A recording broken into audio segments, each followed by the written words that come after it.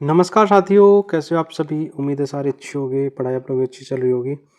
मैं सुनील मुदगल आपका अपने यूट्यूब चैनल पर स्वागत करता हूं। जैसे कि आपको पता है, हमने Delhi police constable math practice set start कर रखे हैं। आज हम करने वाले हैं 24 नवंबर 2023 की मॉर्निंग का पेपर। और पहला ही सवाल है, इसने कहा कि एक इक्विलेटरल ट्राइंगल है जिसकी साइड 80% बढ़ा दें। इक्विलेटरल ट्राइंगल का जो एरिया होता है वो होता है 3/4 a²। जब चेंजेज होंगे तो वो होगा जी √3/a², मतलब कि साइड बदलेगी, सिर्फ √3/4 से कोई फ़र्क नहीं पड़ेगा। तो मैंने कहा भाई मान लो पहले 100 थी, 100 से 80 बढ़कर 180 होगी, फिर 100 से 180 होगी। मैंने कहा इन दो जीरो से दो जीरो कट जाएगी। स्टार्टिंग में 100 था तो ये 324 हो गया। कितना बढ़ गया? आप कहोगे जी 224 बढ़ गया। 100 पर बढ़ने का मतलब उतना ही परसेंटेज होता है, तो ऑप्शन नंबर 1 सेटिस्फाई करेगा।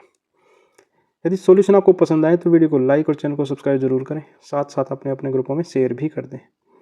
जिन बच्चों के पास ये सॉल्यूशन नहीं पहुंच रहे वहां तक भी सॉल्यूशन पहुंचा दो। सवाल नंबर 2, इसने कहा कि असेंडिंग ऑर्डर में लिखना है। यदि मैं इस 8/15 की बात करूं, यदि इसको डिवाइड करेंगे तो ये रिजल्ट मिलेगा जी 5.33। यदि मैं 19/20 की बात करूं तो ये रिजल्ट मिलेगा 0.95। और 23/60 की बात करूं तो जब इसको डिवाइड करूँगा तो ये रिजल्ट मिलेगा 0.3833। और 27/35 की मैं बात करूँ तो ये रिजल्ट मिलेगा 0.77। जो एक के ज़्यादा नज़दीक है वो सबसे बड़ा नंबर होगा, मतलब कि पहले नंबर पे तो ये आएगा, दूसरे पर ये आएगा, तीसरे पर 8/15 और चौथे पर ये आएगा। तो 23 से शुरुआत देख लो, 23 75, तो 8 15 19 20, तो ऑप्शन नंबर 2 सेटिस्फाई करेगा सीक्वेंस में। ठीक है, तो पहले पर, दूसरे पर, तीसरे पर और चौथे पर, मतलब चढ़ते क्रम में।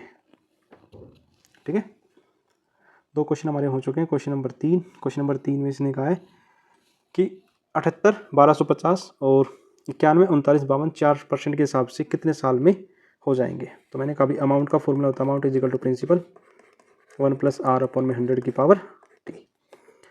4 साल के बाद 913 952, और यदि प्रिंसिपल से डिवाइड करूं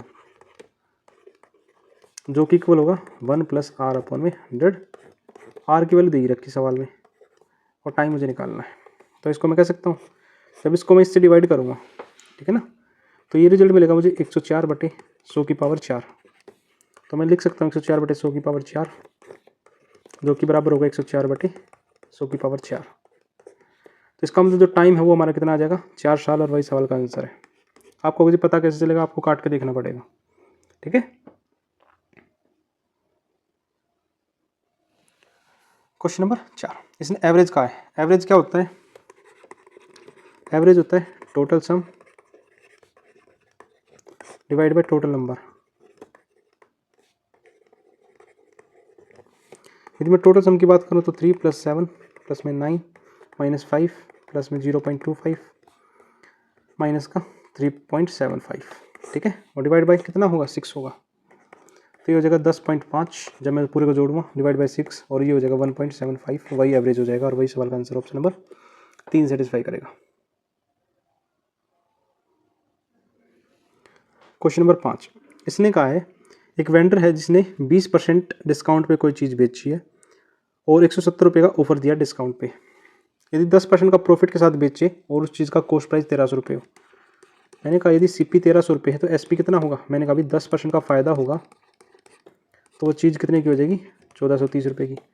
यदि वो 170 का डिस्काउंट ना देता तो मैंने कहा वो चीज़ कितने की थी, आपको 1600 की। इसका मतलब जो SP था अपना वो ये होना चाहिए न्यू SP। तो मार्केट प्राइस कितना होगा, मैंने कहा 100 पर यदि 20 का डिस्काउंट देगा, चीज़ 80 की है, और 80 की वैल्यू 1600 है, तो मैं कह सकता हूँ 1600/80, और मुझे निकालना है 100 की वैल्यू, मतलब मार्केट प्राइस निकालना है। 80 दूनी 160 मतलब 20। तो मार्केट प्राइस कितना था, 2000 रुपये, और वही सवाल का आंसर है। ठीक है, उम्मीद आप समझ पाए होंगे। फिर भी किसी बच्चों को डाउट रहता है तो कमेंट सेक्शन में कमेंट करें, वरना अपने व्हाट्सएप वाले ग्रुप में तो ज़रूर कमेंट करें, वहाँ रिप्लाई मैं ज़रूर करूँगा। इसने कहा है कि 8% के हिसाब से कोई धन 40% बढ़ गया। तो मैंने कहा यदि प्रिंसिपल 100 है, 8% के हिसाब से, टाइम इसने पूछ लिया, 40% बढ़ने का मतलब 100 का 40 होता है। तो मैंने कहा 100 से 100 कट जाएगा, 8 से कितना कटेगा, 5 बार, तो टाइम कितना आएगा, 5 साल, और वही सवाल का आंसर है। 6 क्वेश्चन हमने धीरे धीरे कर लिए हैं। क्वेश्चन नंबर 7 की तरफ बढ़ रहे हैं, और क्वेश्चन नंबर 7 में इसने कहा है 25% लॉस को यदि 12% प्रॉफिट में कन्वर्ट करना है तो 111 रुपये बढ़ रहे हैं। तो कॉस्ट प्राइस बताना है। मैंने कहा भाई कॉस्ट प्राइस यदि 25% लॉस को 12% प्रॉफिट में कवर करना है तो क्या करना पड़ेगा, लॉस कवर करना पड़ेगा 25 का, फिर 12 का फ़ायदा, मतलब कहीं ना कहीं 37% का उसको प्रॉफिट चाहिए, जिसकी वैल्यू सवाल में दे रखी है 111 रुपये। 37 से कितनी बार कटेगा, 3 बार, और यहाँ से 100% की वैल्यू कितनी होगी, 300 रुपये सवाल का ठीक वाला आंसर है।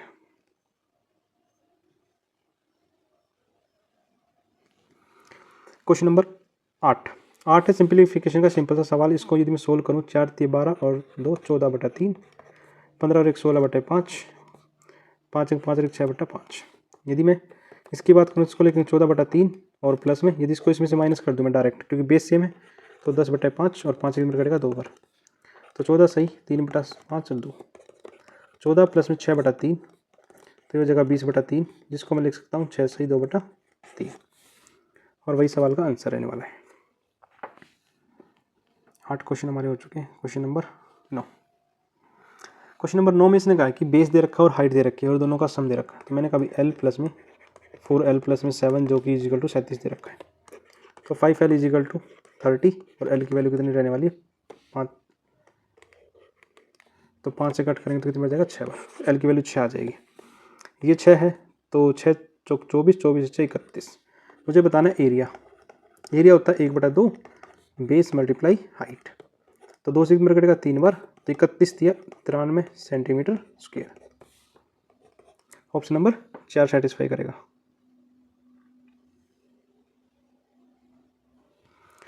Question number 10। इसने कहा कि 42 वर्कर 4080 रुपये 5 दिन में कमा लेते हैं, जबकि 48 वर्कर 14 दिन में कितने रुपए कमाएंगे। तो फॉर्मूला लगा देता हूँ MDH/W, ठीक है।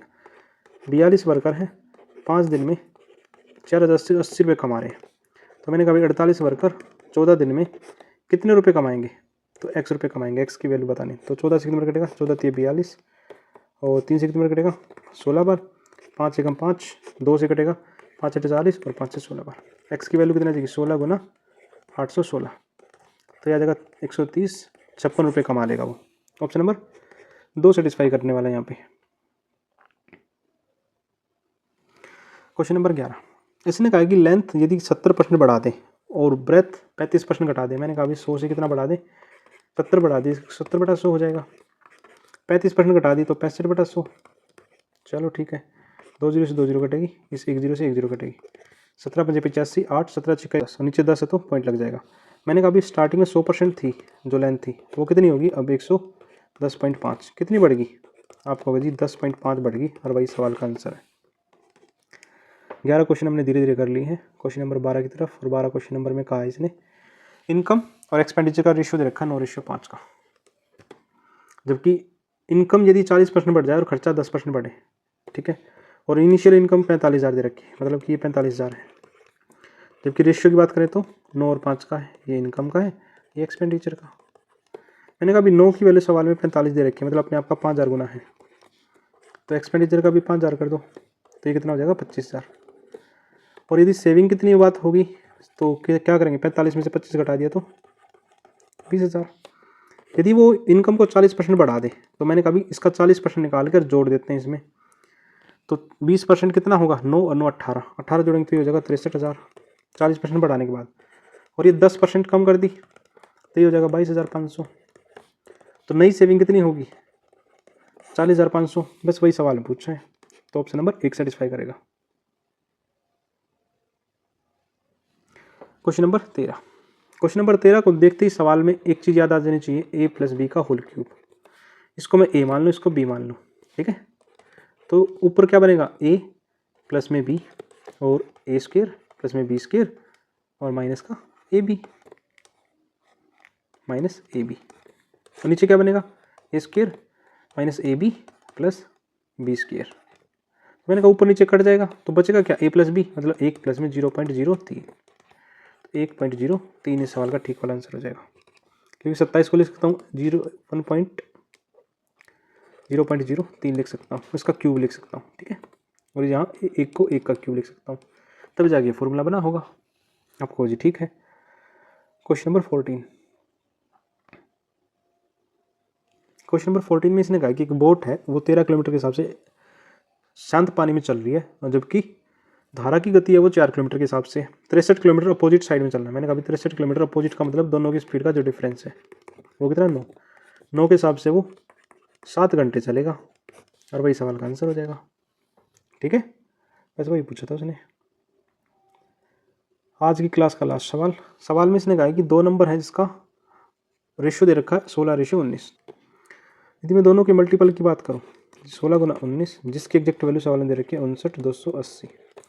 ऐसे में इसको डिवाइड करो तो 1 यूनिट की वैल्यू कितनी मिलेगी 159। यदि मैं 16 यूनिट की वैल्यू की बात करूँ ये मिलेगा 3120, और 19 यूनिट की बात करूँ तो ये मिलेगा 3705। तो वो दोनों नंबर कितने हो जाएंगे, ऑप्शन नंबर 4 सेटिस्फाई करेगा। आपने यहाँ तक की वीडियो देखी उसके लिए थैंक यू। ऐसे ही प्यार सपोर्ट बनाए रखें, मिलते हैं नेक्स्ट टेस्ट में।